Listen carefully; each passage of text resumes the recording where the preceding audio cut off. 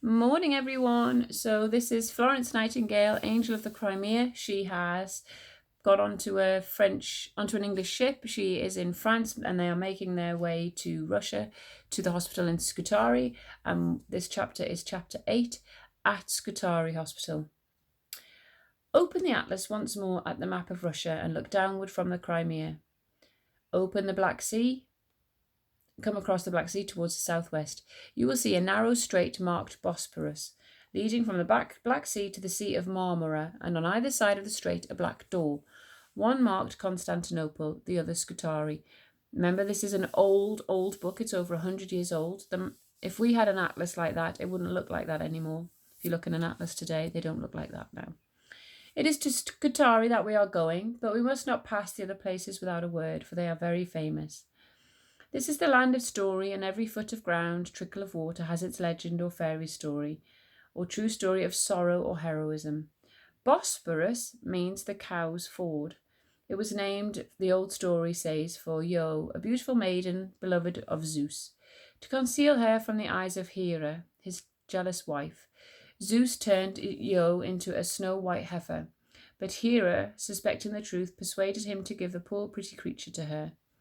Then followed a sad time. Hera set Argus, a giant with 100 eyes, to watch the heifer, lest she escape and regain her human form. The poor heifer maiden was so unhappy that Zeus sent Hermes to set her free, and the cunning god told stories to Argus till he fell asleep, and then cut off his head. 100 eyes in all. Hera took the eyes and put them in the tail of her sacred peacock, and there they are to this day. Oh, think about a peacock's feather. Peacock's tail, with all of the eyes on a peacock's tail's feathers. Meanwhile, Io ran away as fast as she could, but she could not escape the vengeance of the jealous goddess. Hera sent a gadfly after her, which stung her cruelly and pursued her over land and sea. The poor creature fled wildly hither and thither, swam across the Ionian Sea, which has borne her name ever since, roaming over the whole breadth of what is now Turkey, and finally came to the narrow strait or ford between the two seas.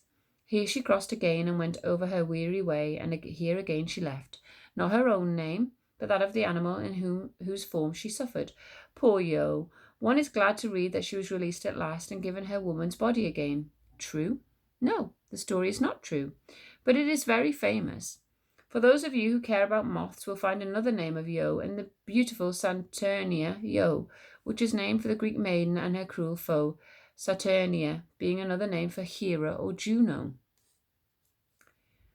The scenery along the banks of the Bosphorus is so beautiful that whole books have been written about it. On either side are 7 promontories and 7 bays. Indeed, it is almost a chain of 7 lakes, connected by 7 swift rushing currents. The promontories are crowned with villages, towns, palaces, ruins, each with its own beauty, its own interest, its own story. But we cannot stay for these. We must go onward to where, at its lower end of the passage, with its long narrow harbour, the golden horn circling round it, lies Constantinople, the wonder city. So today, Constantinople is what we call Istanbul, which is in Turkey. Here, indeed, we must stop for a moment, for this is one of the most famous cities of history. In ancient days, when Rome was in her glory, and long before, it was Byzantium that lay shining in the curve of the Golden Horn. Byzantium, the rich, the powerful, the desired of all, fought over through successive generations by Persian, Greek, Gaul, and Roman, liberated, conquered again. In the 2nd century of our era, it was besieged by the Roman Emperor Severus, and after a heroic resistance lasting 3 years, was taken and laid waste by the conqueror. But the city sprang up again, more beautiful than ever, and a century and a half later, the Emperor Constantine made it the capital of the Roman Empire and gave it its name, Constantinopolis, the city of Constantine.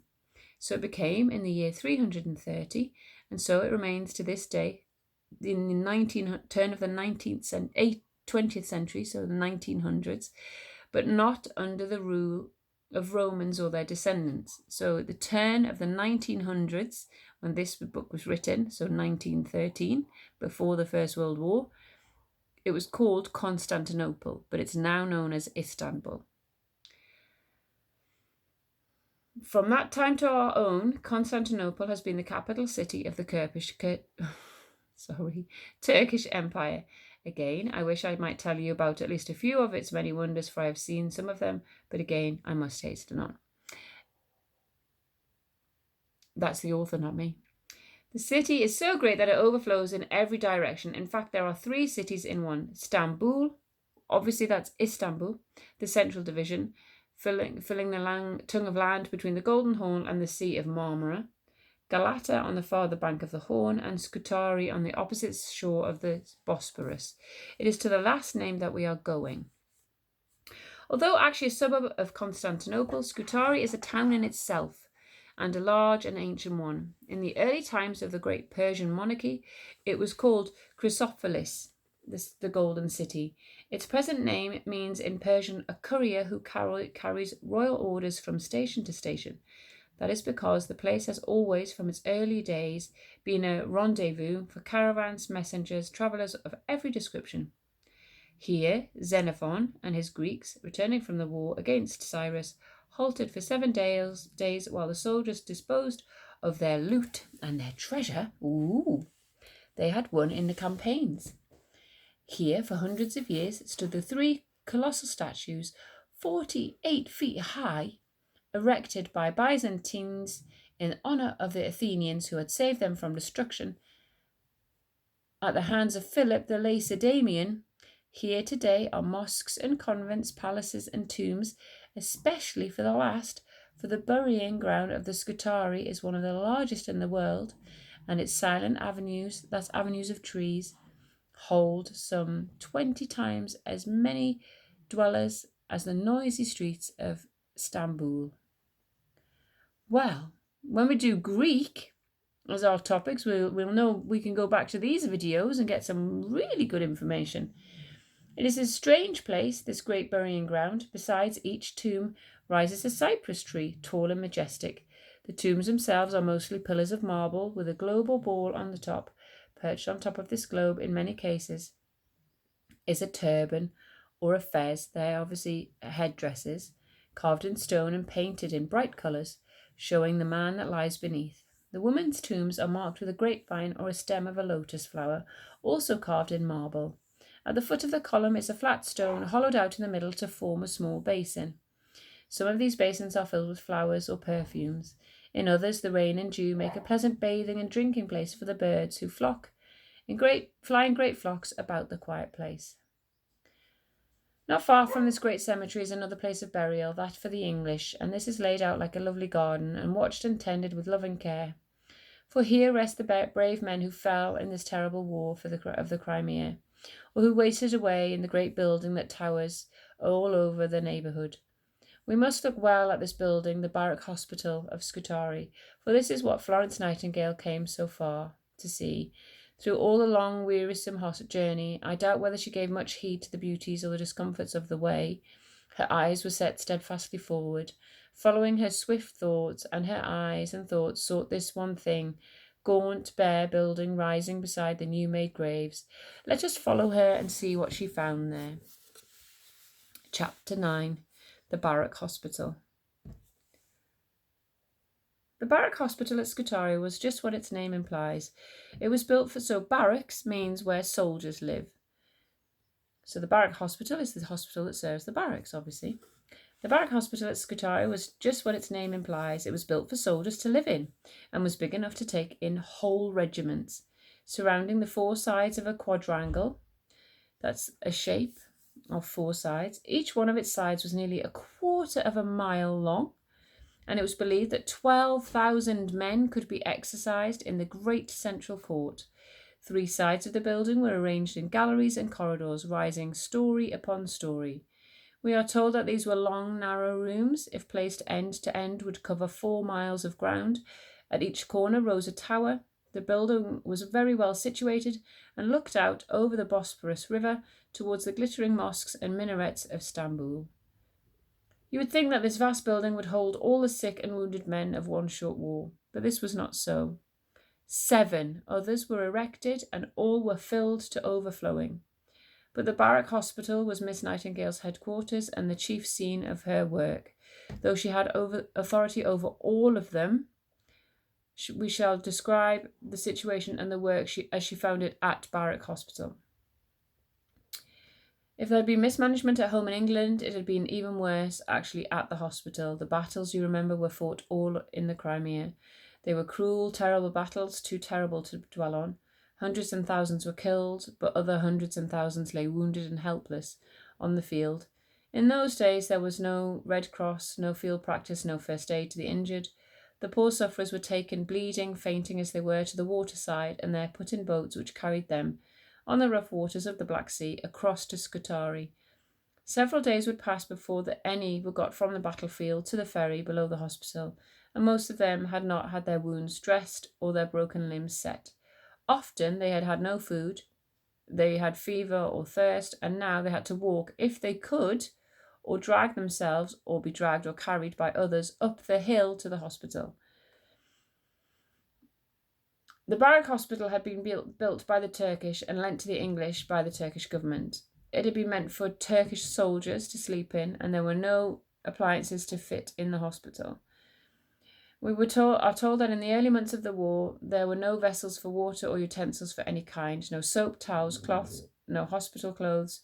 The men were lying in their uniforms, stiff with yuck, and covered with filth, to a degree and of a kind no one could write about. Their persons were covered with rats and vermin, which crawled about the floors and walls of the dreadful den of dirt and death to which they were consigned.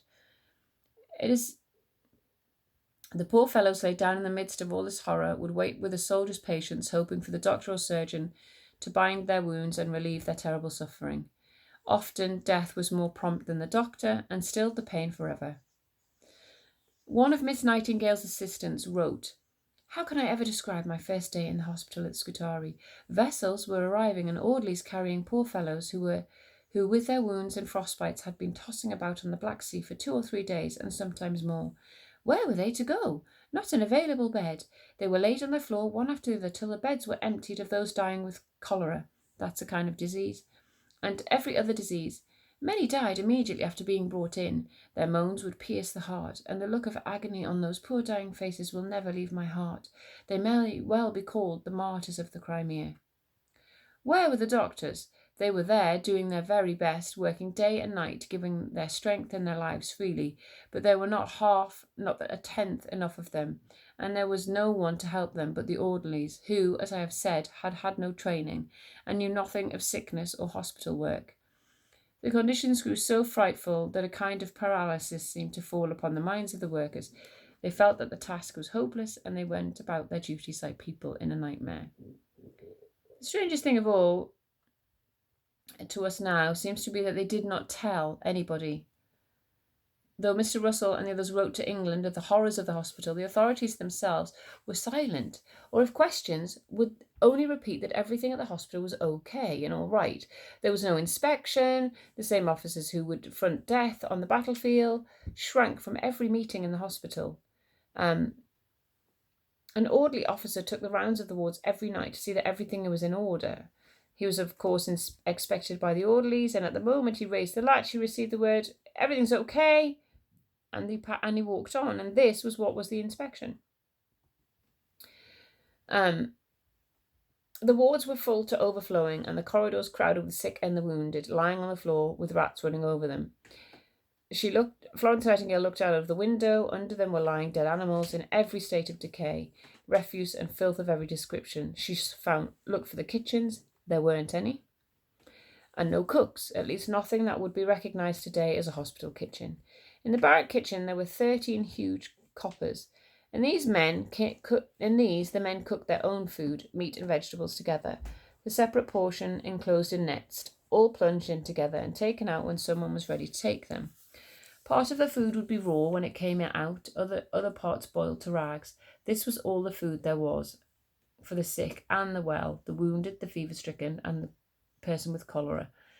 No doubt hundreds died from improper feeding. Miss Nightingale looked for laundry. There wasn't any. There was washing contracts, but upon her arrival only 7 shirts had been washed. The clothes and bed linen of the wounded men and of the sick with infectious diseases were thrown together. The contractor who with the washing contract, stole most of the clothes that came in, so that the sick did not like to part with them, for fear of never seeing them again, and were practically without clean linen, except when a soldier's wife would now and then take compassion on them and wash out a few of the clothing. These were the conditions that Florence Nightingale found when she got there. A delicate and sensitive woman, reared amid beauty and luxury, these were the scenes among which she was to live for nearly 2 years. But one thing more must be noted. Did you think everyone was glad to see her and her nurses? No, not by any means. The overwrought doctors were dismayed and angered at the prospect of women coming, as they fancied, to interfere with their work. How dare they? And make it harder than it already was. The red tape officials were even less pleased. A woman in petticoats coming to inquire about what they were doing and how they were doing it. Had they not said repeatedly that everything was all right? What was the meaning of this? But she was coming. This is what she had found out. And now we shall find out what she did and how she made it better. But we won't. We will find that out tomorrow. I will see you later. Have a lovely day. Bye-bye.